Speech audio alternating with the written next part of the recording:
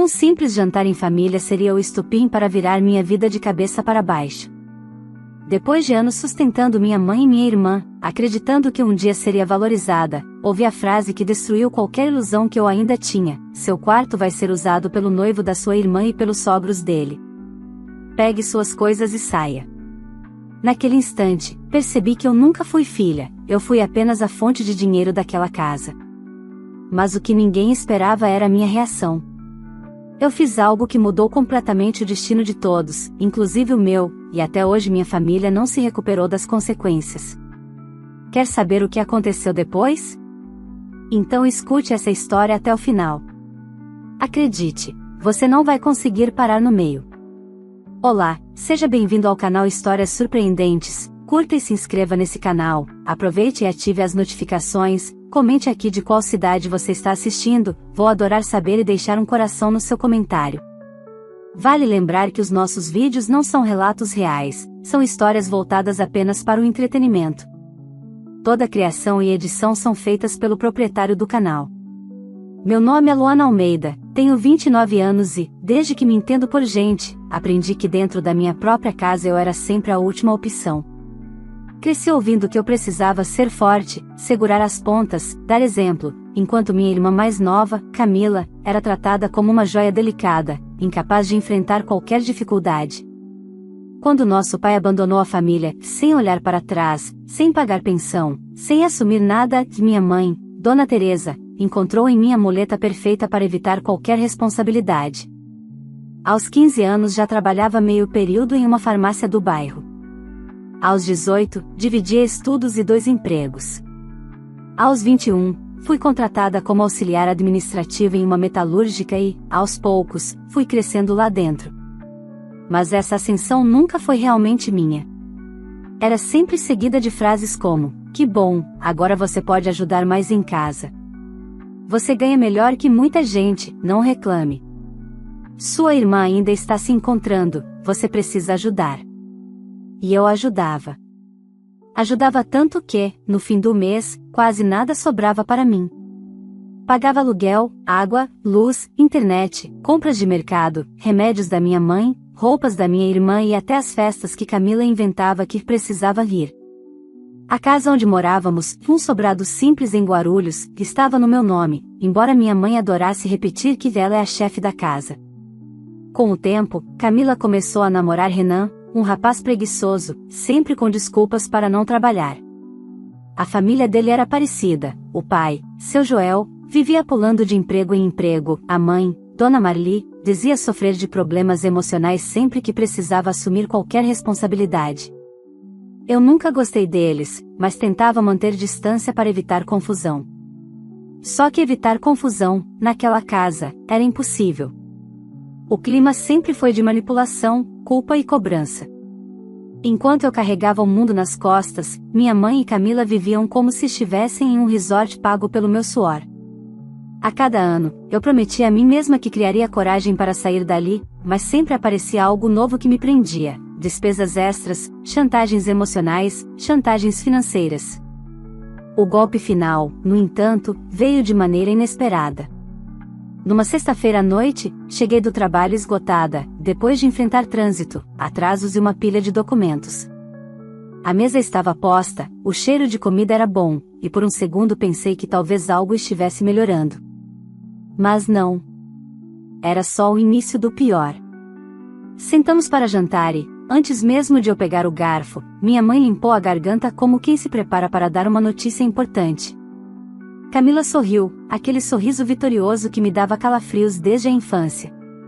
E então minha mãe disse, com a maior naturalidade do mundo, como se estivesse comentando sobre o tempo: Luana, a partir da semana que vem, o Renan e os pais dele vão morar aqui. Eles foram despejados e não têm onde ficar. Vamos usar o seu quarto para recebê-los. Pensei que tinha ouvido errado. Mas antes que eu pudesse reagir, Camila completou com deboche: você ganha bem, Luana. Dá para você pagar outro lugar. Meu noivo e meus sogros precisam de acolhimento agora. E seu quarto vai ser muito útil. A mesa inteira ficou em silêncio. Foi como se o chão tivesse se aberto sob meus pés. Anos de abuso, ingratidão e humilhação se comprimiram dentro do meu peito. Minha mãe sequer ergueu os olhos para ver minha expressão.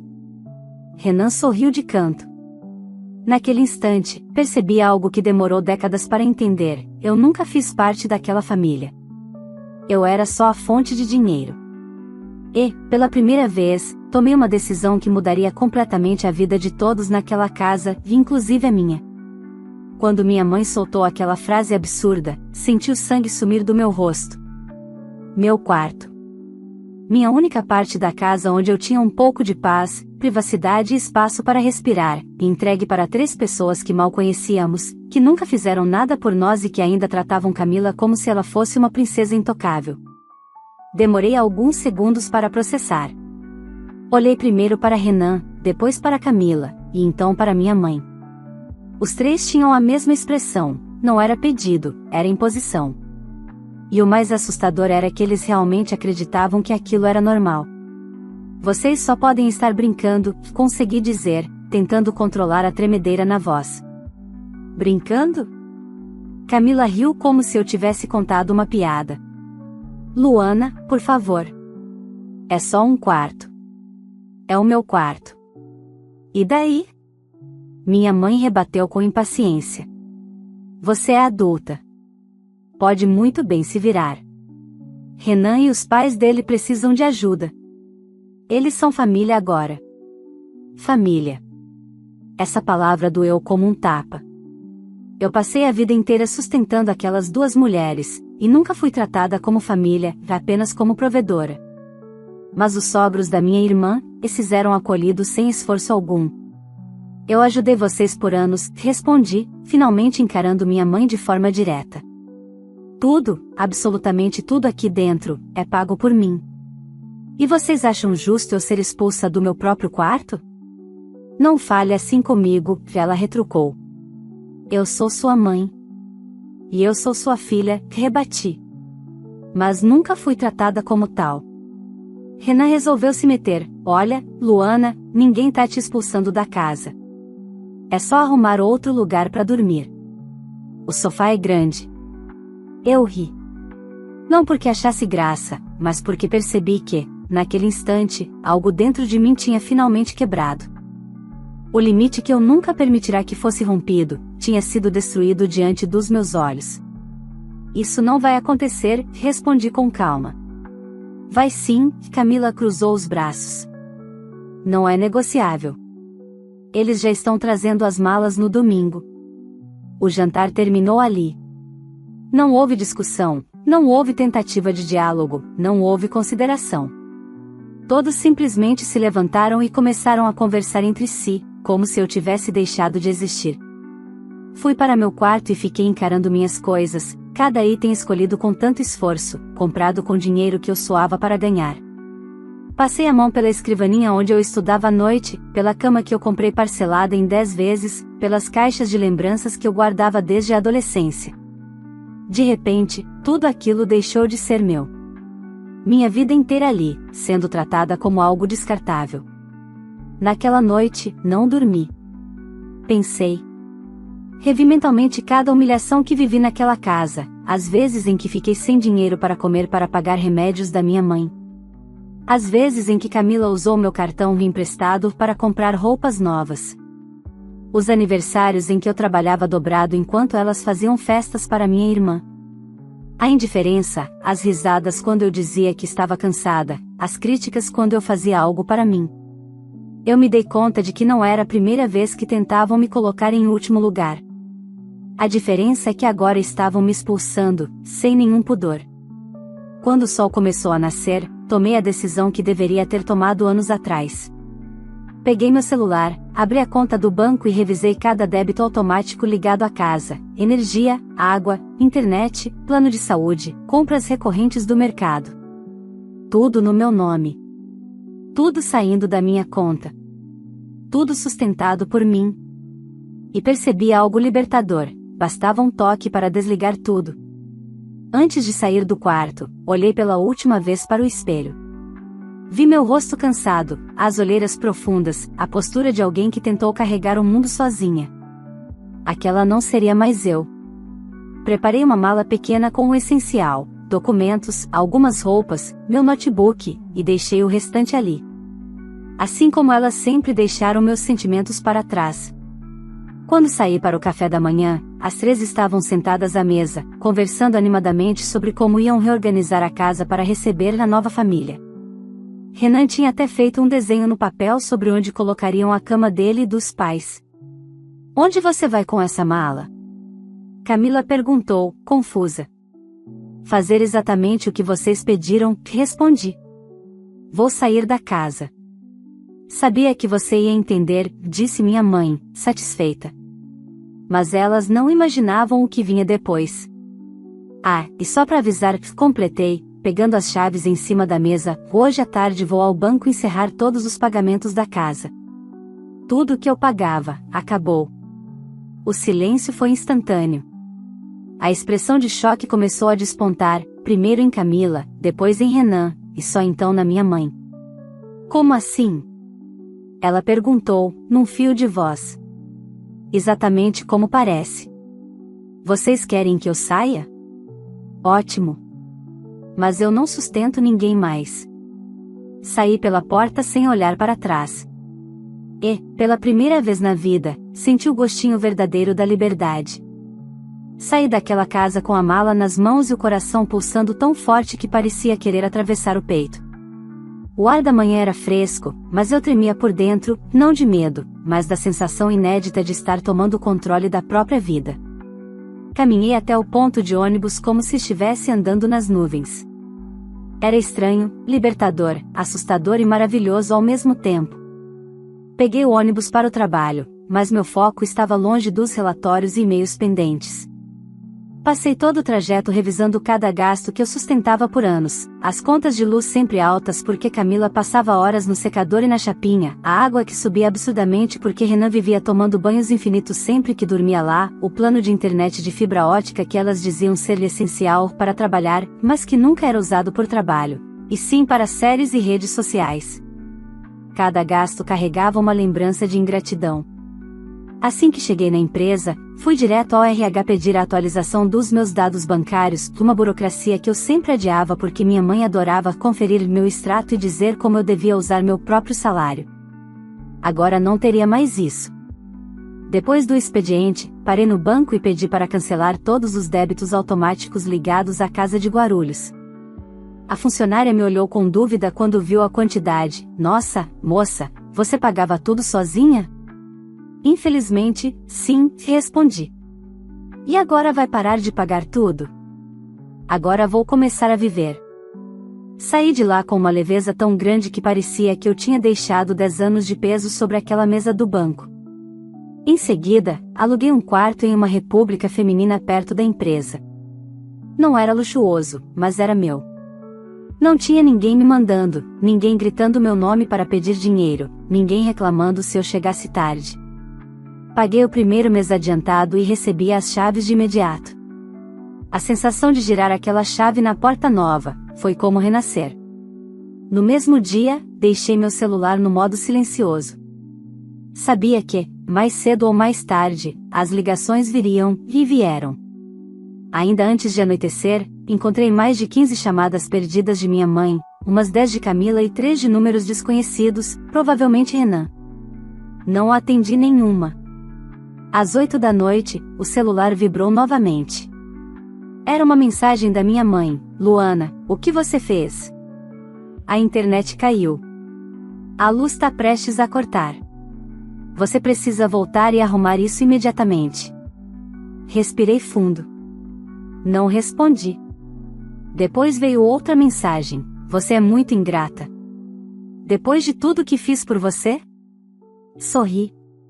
Ela realmente acreditava que tinha feito alguma coisa. Camila enviou logo em seguida: "Você é ridícula, Luana. Tá fazendo drama. Volta pra casa agora e ativa as contas de novo. Você não pode deixar a família nessa situação." Eu apenas bloqueei o número dela. As mensagens seguintes vieram de Renan: "Luana, você não podia ter feito isso. Meus pais estão chegando no domingo. Como vamos receber eles sem luz? Eu ri sozinha no quarto novo, sentada na minha cama simples, mas silenciosa e só minha. Era irônico, eles estavam preocupados com o bem-estar dos sogros, mas nunca se preocuparam com o meu. Quando cheguei ao trabalho no dia seguinte, a recepcionista me chamou: Luana, sua mãe e sua irmã estão lá fora. Estão esperando você. Meu estômago afundou, mas mantive a postura. Diga que não posso recebê-las, respondi. Elas disseram que é urgente. Diga que mesmo assim eu não posso. A recepcionista hesitou, mas avisou. Pela porta de vidro, vi as duas discutindo com ela, gesticulando, provavelmente chamando minha atenção para que eu olhasse. Não olhei.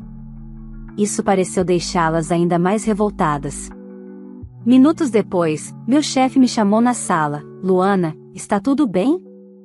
Aquela mulher lá fora disse que você é a única responsável por pagar as contas da casa e que, se não voltar, eles vão passar fome. Ele disse isso com um tom meio confuso, meio preocupado. Senti um calor subir pela garganta, mas respirei fundo. Está tudo bem, sim. Isso é um problema familiar. Já está resolvido. Ele concordou, respeitando meu limite. Quando saí do trabalho, elas já tinham ido embora. Mas, ao chegar na República, encontrei dezenas de mensagens novas. Da minha mãe: a luz caiu. O vizinho disse que vai denunciar a casa por barulho. Camila está chorando. Renan tá dizendo que a culpa é sua. Volta agora, Luana. Você está destruindo a família. Da Camila: você nunca prestou. Você é uma egoísta horrível. Seus sobrinhos nunca vão te conhecer. E eu te odeio. E de Renan: sem brincadeira, você precisa resolver isso antes que meus pais cheguem. Mas nada disso me afetava mais. Eu já tinha partido, e naquele momento eu percebi: elas nunca imaginaram que um dia eu teria coragem de ir embora. Mal sabiam elas que aquilo era só o começo. Os dias seguintes foram um verdadeiro colapso para minha mãe e para Camila, e, pela primeira vez, não para mim. Enquanto elas afundavam em consequências, eu finalmente começava a sentir o que era estar viva. Dormia sem ser acordada para resolver problemas que não eram meus. Comia sem sentir culpa. Caminhava sem carregar nas costas o peso de 3 pessoas que escolhiam a própria comodidade em vez de qualquer responsabilidade. Na República, as outras garotas me receberam bem. O ambiente era simples, mas caloroso. No primeiro jantar coletivo que participei, percebi como era estranho estar cercada por pessoas que não me tratavam como empregada, máquina de dinheiro ou depósito emocional. Ali, eu era só eu. Luana. Uma mulher que trabalhava, pagava suas contas e tinha o direito de ter paz. Mas a tranquilidade não durou muito, já ao menos não sem tentativas de serem interrompidas. No domingo, exatamente como haviam anunciado, os pais de Renan chegaram à casa da minha mãe. Eu não estava lá, claro, mas soube do cenário quase cinematográfico por meio de várias mensagens desesperadas. Primeiro veio Camila: parabéns. Eles chegaram e não tem luz, não tem nada funcionando. Mamãe está surtando. Depois, minha mãe, em caps lock, como sempre que queria parecer mais poderosa do que realmente era: Luana, você precisa voltar para casa. Isso aqui virou um caos. Estamos com vergonha. Faça algo. E, por fim, Renan: meus pais estão indignados, você deixou a gente na mão. Você destruiu a confiança da família. A confiança que nunca existiu. Bloqueei mais alguns números novos e continuei meu dia como qualquer pessoa normal faria. Fiz almoço, lavei minha própria louça, organizei minhas coisas e sentei para assistir uma série que eu vinha adiando havia meses, simplesmente porque nunca tinha silêncio em casa para isso. Horas depois, recebi uma ligação de um número fixo desconhecido. Ignorei. Ligação perdida. Logo em seguida, outra. Ignorada também. Na terceira, decidi atender apenas para evitar suspeitas de ser algo do trabalho. Alô? Disse com cautela. Do outro lado, ouvi uma voz que reconheci imediatamente: Dona Marli, a mãe de Renan. Luana, boa noite. Aqui é a mãe do Renan. Acho que você se lembra de mim. A vontade de desligar era enorme, mas mantive a calma. Lembro sim. Boa noite. Olha, querida, ela começou com aquele tom doce demais para ser real. Houve um mal-entendido. Sua mãe e sua irmã falaram que você se precipitou. As coisas ficaram difíceis aqui, sabe como é, estamos passando por uma fase complicada e contamos com você.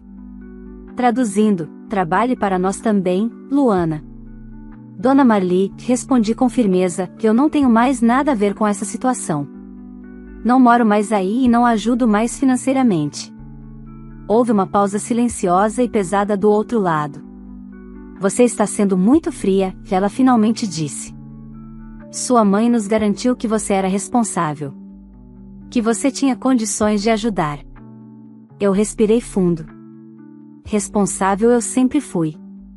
O problema é que eu era responsável por todos, menos por mim mesma. Isso acabou.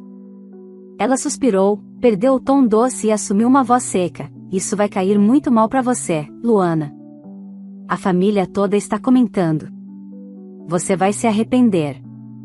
Sorri. Já não havia mais nada que pudessem ameaçar.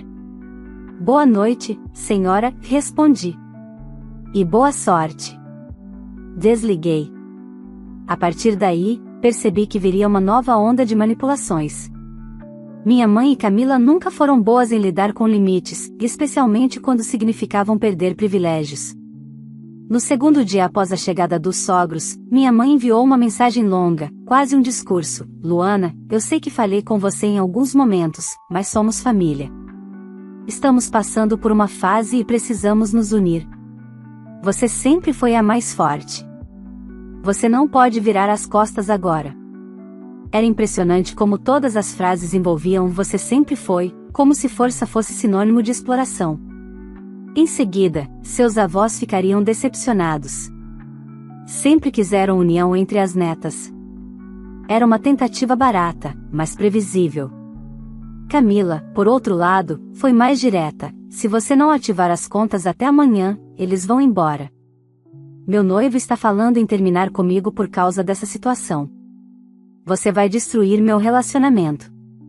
Ela realmente acreditava que isso era responsabilidade minha. Respirei fundo e não respondi. Aprendi que silêncio era a resposta mais poderosa que eu poderia dar. Na tarde de terça-feira, algo inesperado aconteceu.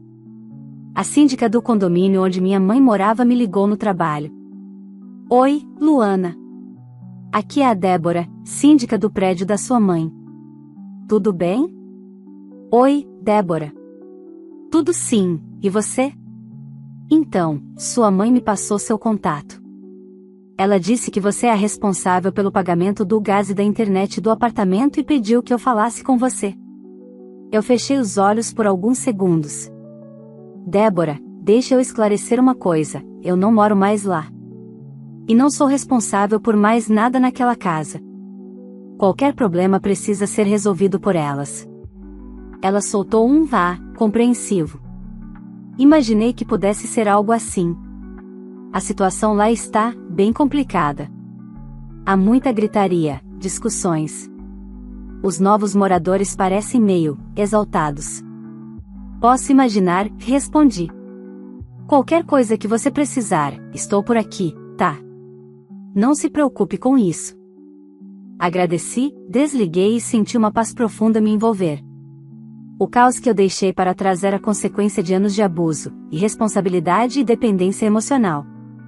Agora, finalmente, elas estavam encarando a realidade que sempre empurraram para cima de mim.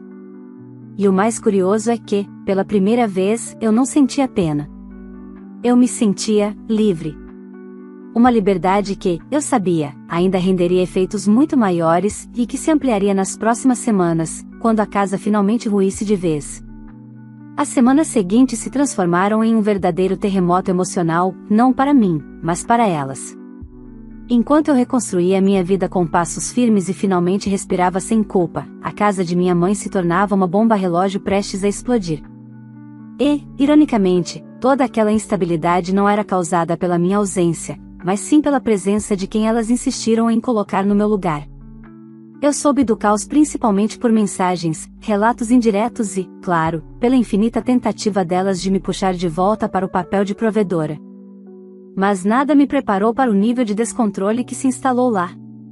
No quarto dia após a chegada dos sogros, recebi uma ligação inesperada do meu primo André, que nunca se metia em nada. Luana, tá tudo bem? Ele perguntou, com a voz baixa.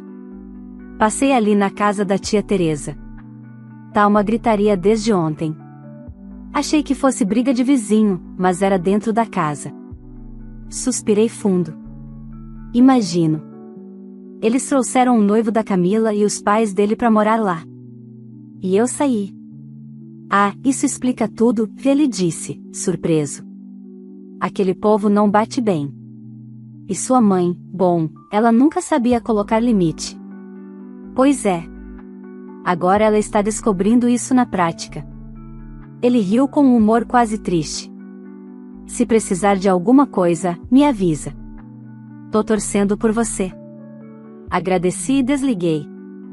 A verdade era que, pela primeira vez, minha mãe começava a experimentar o que era carregar o peso da própria casa. E nada disso estava saindo como ela imaginava. Soube por vizinhos, porque sempre tem uma senhora fofoqueira que manda mensagem por preocupação, que Renan e o pai dele viviam discutindo na varanda, fazendo escândalos que ecoavam no quarteirão inteiro. A mãe de Renan reclamava o dia todo da falta de conforto, do calor, da falta de espaço e principalmente de Camila. Sim, de Camila porque, aparentemente, não era só comigo que ela gostava de mandar. E agora ela dividia teto com pessoas que não dependiam emocionalmente dela, logo, não aceitavam suas ordens birrentas.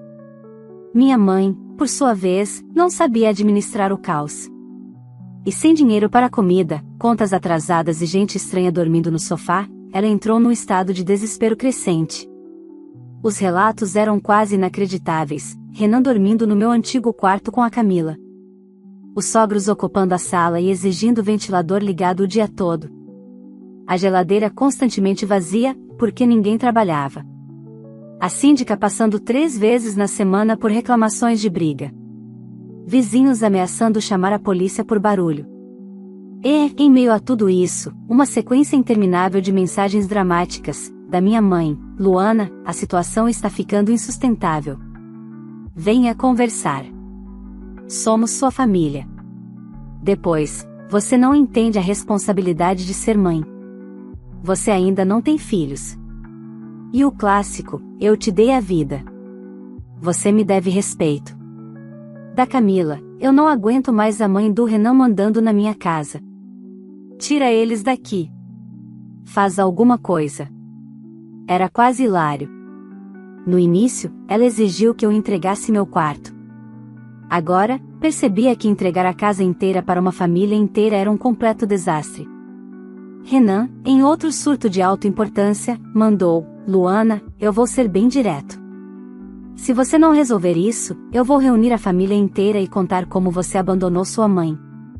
Eu só respondi com um bloco. Cada nova ameaça me dava ainda mais certeza, eu nunca deveria ter ficado naquela casa por tanto tempo. Mas a situação atingiu um novo patamar quando, numa sexta-feira à noite, recebi uma mensagem da síndica: Luana, boa noite. Só para você saber, sua mãe está quase sendo multada. Recebemos denúncias de agressão verbal e perturbação do sossego. O estômago afundou. Não por pena delas, mas por perceber o quão rápido tudo degringolava sem controle. No domingo seguinte, Camila finalmente me enviou uma mensagem completamente diferente do habitual tom arrogante, inacreditável. Renan me largou. Disse que não aguenta mais esse ambiente e que eu sou igual você, uma ingrata. Engoli seco. Não porque senti pena, mas porque a ironia era perfeita demais para ignorar. Camila passou a vida inteira apoiada em mim. E agora tinha apoiado toda a vida no noivo, que, no primeiro sinal de caos, fugiu. Minha mãe mandou outra mensagem mais tarde: Luana, a Marli e o Joel foram embora sem avisar. Levaram coisas daqui. Eu estou desesperada. Venha pra casa. Eu preciso de você. Foi a primeira vez, em muitos anos, que ela disse: eu preciso de você sem exigir nada diretamente. Mas mesmo assim, não mexeu comigo. A essa altura, minha liberdade já tinha criado raízes dentro de mim. Eu dormia bem, alimentava-me melhor, sorria mais, recomeçava meus planos. Não havia espaço para a culpa onde antes havia dor. Eu não voltaria. Não resgataria ninguém. Não pagaria contas. Não estabilizaria um caos criado por escolhas que nunca foram minhas. No fim daquela semana, uma foto enviada pela síndica marcou o ponto sem retorno. A sala da casa que eu sustentara por anos estava completamente vazia, caixas espalhadas pelo chão, objetos quebrados e minha mãe sentada no meio, com a cabeça entre as mãos. Era o retrato perfeito da consequência. E eu, olhando aquela imagem, não senti ódio. Não senti prazer. Não senti pena. Eu senti fim. O fim de uma etapa da minha vida que sempre me foi arrancada. Agora, pela primeira vez, quem tinha o controle era eu, e nada, absolutamente nada, me faria voltar para aquela casa. A ruína delas não era minha culpa. Era a soma de todas as escolhas erradas que fizeram enquanto esperavam que eu suportasse tudo. E agora, faltava apenas o último capítulo, o momento em que cada peça se encaixaria de vez. O colapso final veio mais rápido do que eu imaginava. Na semana seguinte, enquanto eu vivia minha rotina nova com uma tranquilidade quase surreal, as mensagens que minha mãe e Camila mandavam começaram a diminuir. Não porque a situação tivesse melhorado, mas porque elas simplesmente não tinham mais forças para continuar fingindo controle. Eu sabia, por vizinhos e pela síndica, que a relação dentro daquela casa tinha se tornado insustentável. Com os sogros de Renan desaparecidos e levando algumas coisas, Camila sem noivo e sem apoio, e minha mãe atolada em contas que jamais poderia pagar, a situação chegou ao ponto que durante anos tentaram evitar, a responsabilidade finalmente bateu à porta delas. Na quarta-feira à tarde, enquanto eu saía do trabalho, meu celular vibrou com uma mensagem de um número desconhecido. Abri sem muita expectativa. Luana, aqui é a Débora, síndica do prédio. A ordem de despejo saiu. Parecia inevitável. Mas ver aquelas palavras escritas me trouxe um silêncio interno profundo, como se uma parte da minha história estivesse sendo encerrada, oficialmente. Entendi, Débora. Obrigada por me avisar. Eles têm até o fim da semana para retirar tudo, ela continuou, com cuidado na voz. Sua mãe, enfim, está muito abalada. Só queria que você soubesse. Agradeci e desliguei. Não havia nada mais a ser feito, e, pela primeira vez, isso não me destruía. Nos dias seguintes, recebi apenas fragmentos da situação, fotos, áudios vazados, comentários indiretos. A síndica me enviou uma imagem que parecia saída de um filme pós-apocalíptico, caixas rasgadas, roupas jogadas no chão, minha mãe discutindo com Camila na calçada enquanto funcionários de uma transportadora removiam o pouco que restava. O portão do prédio estava aberto, e vizinhos observavam, indignados ou curiosos. Elas não tinham mais para onde ir. Minha mãe acabou alugando um quarto minúsculo em uma pensão velha 2 ruas atrás do centro, o tipo de lugar onde o barulho nunca cessa, o cheiro nunca melhora e a solidão pesa mais que o colchão. Camila teve que dividir a cama com ela por alguns dias, até encontrar uma vaga como atendente temporária em uma loja popular. Era o único emprego que aceitou contratá-la sem referência. Nenhuma delas estava preparada para o mundo real, nenhuma sabia quanto custa manter uma casa. Nenhuma entendia o valor do trabalho. E agora, finalmente, encaravam essa verdade sem terem mais onde se apoiar. Eu me mantive firme. Nunca respondi. Nunca procurei. Nunca voltei atrás. Não porque eu quisesse puni-las, mas porque eu finalmente tinha entendido o que sempre me negaram. Eu também era uma pessoa merecedora de paz. Meses passaram, e minha vida floresceu de maneiras que eu jamais imaginaria enquanto estava presa naquela casa. Consegui uma promoção na empresa, mudei da República para um pequeno apartamento só meu e comecei a recuperar partes de mim que nem sabia que estavam adormecidas, meus hobbies, meu gosto por música, meu tempo, meu silêncio. E principalmente, minha identidade. Minha mãe tentou contato de tempos em tempos. Primeiro com culpa, você me abandonou. Depois com arrogância, você só conseguiu isso porque eu te criei. E por fim, com desespero, Camila não consegue pagar a pensão. Você pode ajudar só esse mês? Eu bloqueei cada tentativa com a mesma leveza de quem fecha uma janela durante a chuva. Já Camila, essa desapareceu. Talvez por vergonha, talvez por orgulho. Talvez porque, pela primeira vez, precisou enfrentar sozinha as consequências da vida adulta e descobriu que culpar os outros não pagava contas. Se eu sentia falta? Não. Pela primeira vez, minha resposta era um não firme, claro e pleno. Eu não sentia falta do peso, do medo, da pressão, do ciclo interminável de exploração. Eu não sentia falta da manipulação, das chantagens, das cobranças sem fim. Eu não sentia falta de ser tratada como obrigação. Eu sentia falta apenas da pessoa que eu poderia ter sido se tivesse me libertado antes. Mas, de certa forma, nunca era tarde. Hoje, quando olho para trás, vejo tudo com nitidez assustadora. Eu não perdi minha família. Eu me livrei dela. E essa libertação, essa ruptura que parecia impossível, foi a decisão mais essencial da minha vida. No final, não houve reencontro. Não houve abraço. Não houve perdão dramático nem reconstrução forçada. Houve apenas verdade. E a verdade era simples: eu nunca fui a prioridade delas. E agora, finalmente, passei a ser a minha. E se fosse você no lugar da Luana, teria coragem de virar as costas para uma família que só sabia te usar? Ou teria continuado sustentando tudo em silêncio? Quero muito saber a sua opinião. Se essa história mexeu com você, deixe o seu like, porque isso ajuda demais o canal a crescer. Aproveita também para se inscrever e ativar o sininho, porque aqui todos os dias tem histórias novas, emocionantes e cheias de reviravoltas como essa. E não esquece, compartilhe esse vídeo com alguém que você acha que precisa ouvir essa mensagem de força e coragem. Às vezes, uma história muda tudo. Agora me conta nos comentários, você faria o mesmo que a filha fez? Ou teria tomado outra decisão? E de qual cidade você está assistindo esse vídeo? Quero te conhecer e deixar um coração especial no seu comentário. Muito obrigado por acompanhar mais uma história poderosa, e nos vemos no próximo vídeo. Vale lembrar que os nossos vídeos não são relatos reais, são histórias voltadas apenas para o entretenimento. Toda criação e edição são feitas pelo proprietário do canal.